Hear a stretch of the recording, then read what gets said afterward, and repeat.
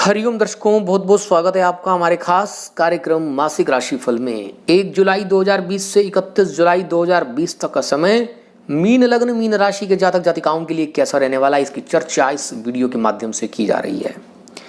दर्शकों, कार्यक्रम शुरू करने से पहले एक जरूरी सूचना। यहाँ जो कुछ भी आपको बताया जा रहा है मात्र ग्रहों की गोचर गणना के अनुसार बताया जा रहा है। सटीक भविष्यवाणी के लिए आपको अपनी जन्म कुंडली का, आपकी जन्म कुंडली में चल रहे योगों का, किस ग्रह की महादशा चल रही है, किस ग्रह की अंतरदशा चल रही है, किस ग्रह की प्रत्यंतर दशा चल रही है, सूक्ष्म दशा, प्राण दशा, बहुत दशाएं होती हैं, उसका ज्ञान होना परम आवश्यक है। उसके बाद आप वार्षिक कुंडली के योगों को देखें कि इस समय में कौन से योग प्रभावी हो रहे हैं, तो उसके बाद इस गोचरीय गणना का समावेश करेंगे तो आप एक निश्चित सटीक भविष्यवाणी पर पहुंच सकते हैं, अन्यथा नहीं। दर्शकों, चलिए दर्शकों, कार्यक्रम को बढ़ाते हैं आगे और बात करते हैं सबसे पहले ग्रहों के राजा सूर्यदेव की। 1 जुलाई से 16 जुलाई तक मिथुन राशि में रहेंगे। 4th हाउस में सूर्यदेव की स्थिति षष्ठेश होकर, रोगेश होकर। दर्शकों, यह स्थिति कुछ ज़्यादा ठीक नजर नहीं आ रही है। चलिए पहले बताए तो पॉजिटिव क्या रहेगा। घर में आपके अहंकार को बढ़ाने वाली चीज़ें घर में आ सकती हैं। माता समान या फिर आपके घर के जो व्यक्ति हैं वह फेमस हो सकते हैं। हृदय से संबंधित जिन जातक जातिकाओं को परेशानियां हैं उनके रोग में थोड़ी सी वृद्धि होती हुई यहाँ पर ये मैं कह रहा हूँ, पहले से मैं कह रहा हूँ, या तो मैं ना बताया करूँ। अगर आप सुनने का दम रखते हैं तो मुझे आप कमेंट करके बताइए, फिर मैं आपको खुल के बताऊँ। हृदय से संबंधित जिन भी जातक जातिकाओं को कोई भी समस्या है, परेशानियां, वह अपना खास ध्यान रखें इस समय में। किसी की हृदय की धड़कन बढ़ जाती है, किसी के हृदय में कुछ और प्रॉब्लम हो सकती है, कुछ भी हो सकता है, तो थोड़ा सा ध्यान रखें। भूमि, प्रॉपर्टी, मकान, वाहन से संबंधित यदि कोई लेन देन करते हैं तो भी थोड़ा सा ध्यान रखें।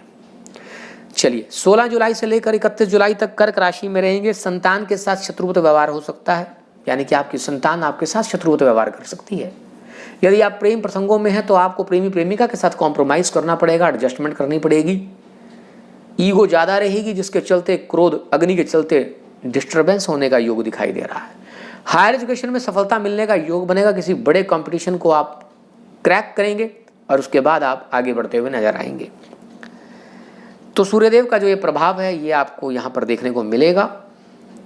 दर्शकों, चीज़ें बताने के लिए बहुत होती हैं, लेकिन यहाँ पर हम सिर्फ मुख्य मुख्य चीज़ों को बताते हैं क्योंकि समय सीमा हमें इसकी इजाज़त नहीं देती है। चलिए बात करते हैं मंगल देव की। तो मंगल देव यहाँ पर लग्न में बैठेंगे, मीन राशि के होकर बैठेंगे और भाग्येश होकर बैठेंगे, द्वितीयेश होकर बैठेंगे। दर्शकों, यहाँ पर आपका सारा का सारा ध्यान अपना परिवार, कुटुंब, बचत, बैंक बैलेंस और ये सब बना रहेगा। भाग्य का साथ आपको मिलता रहेगा। गुस्सा क्रोध अग्नि बहुत ज्यादा आएगा। एक्शन ओरिएंटेड रहेंगे, बहुत जल्दी जल्दी कार्य करने का योग बनाएंगे। रिस्क लेने की क्षमता आपकी बढ़ जाएगी। बुधदेव यहाँ पर मिथुन राशि के रहने वाले हैं, 4th भाव में बैठेंगे। भूमि, प्रॉपर्टी, मकान, वाहन के बढ़ने का योग यहाँ पर दिखाई दे रहा है।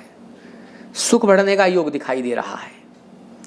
घर में आपके अहंकार को बढ़ाने के लिए बड़ी गाड़ी, बड़ा ये, बड़ा वो सब, मतलब चीजें आ सकती हैं ऐसा। बृहस्पति देव धनु राशि में रहने वाले हैं। बृहस्पति देव धनु राशि में रहने वाले हैं।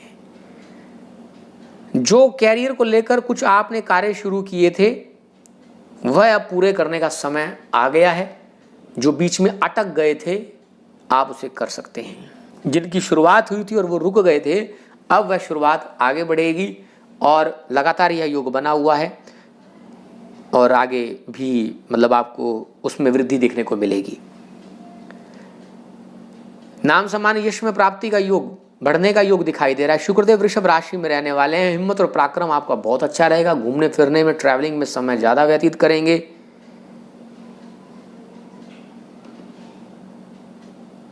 थोड़ा वाद विवादों से बचने का प्रयास करना है। घूमने फिरने जाएं तो थोड़ा सतर्क रहें, यात्रा में सतर्क रहें। आस पड़ोस के साथ भी अपने संबंध सतर्कता पूर्ण बरतें तो ज्यादा अच्छा रहेगा। शनिदेव मकर राशि में रहने वाले हैं, जिसके प्रभाव से इनकम के सोर्स बनते रहेंगे। बेसिक इनकम आपकी रेगुलर, आपके पास एक फिक्स्ड इनकम आती रहेगी। राहुदेव मिथुन राशि में रहेंगे, जिसके प्रभाव से घर को लेकर सुख नहीं मिल पाएगा। यानी कि घर में सब चीजें होंगी लेकिन आपकी सेटिस्फेक्शन नहीं हो पाएगी। प्रियजनों से भी आपकी सेटिस्फेक्शन नहीं हो पाएगी। केतु महाराज यहाँ पर कर्म स्थान पर रहेंगे। थोड़े से कर्मों में या तो आप, क्योंकि गुरु महाराज बैठे हैं, तो आप कुछ ऐसे कर्म कर सकते हैं जिससे आपकी वाह वाह हो सकती है, ऐसा योग भी बनता है। बाकी कर्मों से थोड़े से विमुख भी कर सकते हैं, क्योंकि केतु महाराज एक ड्राई प्लैनेट है। सोख लेते हैं जहाँ बैठते हैं उस एरिया की, उस वहाँ की वाइब्रेशंस को, वहाँ की जो एनर्जी है उसको एकदम ड्राई कर देते हैं, सोख लेते हैं अपने भीतर और फिर रिफ्लेक्ट नहीं करते। तो ये सब चीज़ें यहाँ पर दिखाई दे रही हैं। और एक मैं दो खास चीज़ें और बताना चाहूँगा कि आपके सोशल सर्कल में जो मित्र बढ़ने वाले हैं, जो आपसे थोड़े से निम्न होंगे, तो दोस्ती यारी करनी है तो सोच समझ कर करें। बाकी कोई दोस्त नहीं होता। अच्छे दोस्त बड़ी किस्मत से मिलते हैं, उसके लिए पहले खुद भी अच्छा बनना पड़ता है। आप तो अच्छे हैं ही, क्योंकि बृहस्पति के लग्न में आपका जन्म है, तो रिलीजियस तो आप हैं ही, धर्म का पालन करने वाले हैं, अच्छी बात है। चलिए दर्शकों, आगे बढ़ते हैं और बात करते हैं तिथियों के हिसाब से क्या रहेगा। तिथियों के हिसाब से 1, 27 और 28 तारीख को चंद्रबल कमजोर रहेगा, जिसके चलते आपको थोड़ी सी परेशानी का सामना करना पड़ सकता है। मन में नकारात्मक भावनाएं जागृत हो सकती हैं। संतान को लेकर, प्रेमी प्रेमिका को लेकर, अपनी हायर एजुकेशन को लेकर थोड़ा सा यह दिन डाउन रहेंगे। 2, 3, 29 और 30 तारीख भाग्य का जबरदस्त साथ मिलेगा। धार्मिक मांगलिक गतिविधियों में रुचि, बड़े बुजुर्गों का आशीर्वाद और इसी के साथ दर्शकों गुरुजनों का सानिध्य प्राप्त होगा, उनका मार्गदर्शन प्राप्त होगा। 4, 5 और 31 तारीख कार्य क्षेत्र में जबरदस्त सफलता का योग, तरक्की करने का योग बनेगा। पद अधिकार क्षेत्र में वृद्धि, यश मान सम्मान में वृद्धि का योग बनेगा। 6 और 7 तारीख आपकी इनकम बढ़ने का योग बनेगा। आय के विभिन्न स्रोतों से इनकम होगी, अचानक से स्पेकुलेटिव गेन्स भी होने का योग बनेगा। 8, 9 और 10 तारीख फिर से आपको थोड़ा सा संतान और प्रेमी प्रेमिका और अपनी एजुकेशन को लेकर थोड़ा सा खर्च का योग अधिक दिखाई दे रहा है। 11 और 12 तारीख नई प्लानिंग, नई ऊर्जा के साथ आगे बढ़ने का प्रयास करेंगे। सेहत में सुधार होगा, खर्चे जो हो रहे थे वह बंद होंगे। 13, 14 और 15 तारीख परिवार में, कुटुंब में आपकी वृद्धि का योग बनेगा। खास तौर पर बैंक बैलेंस, सेविंग बढ़ेगा, धन के मामले में सफलता मिलेगी।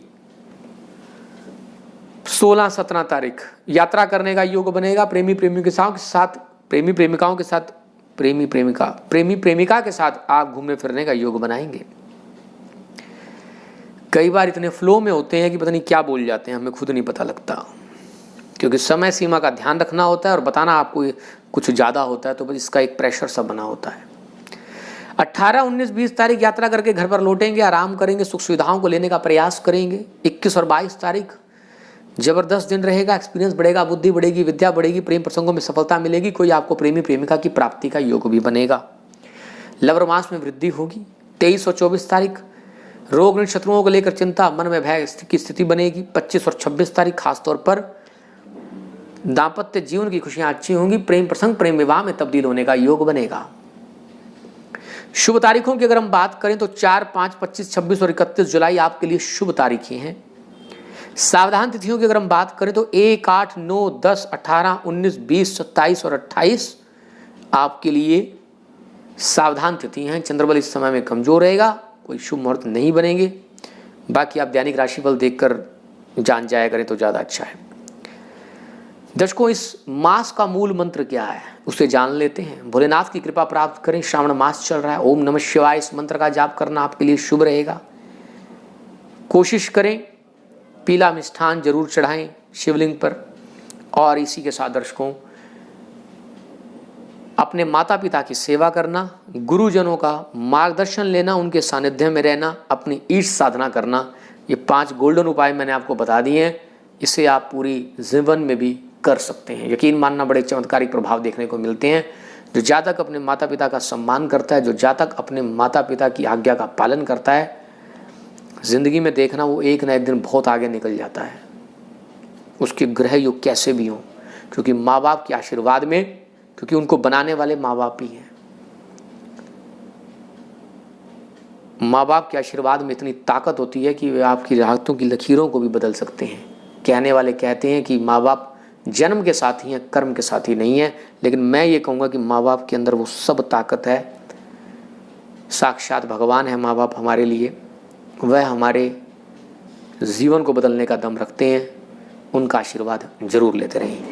चलिए दर्शकों, फिर मिलेंगे किसी नए टॉपिक के साथ, तब तक बने रहें आप हमारे चैनल के साथ। हरिओम हरिओम हरिओम।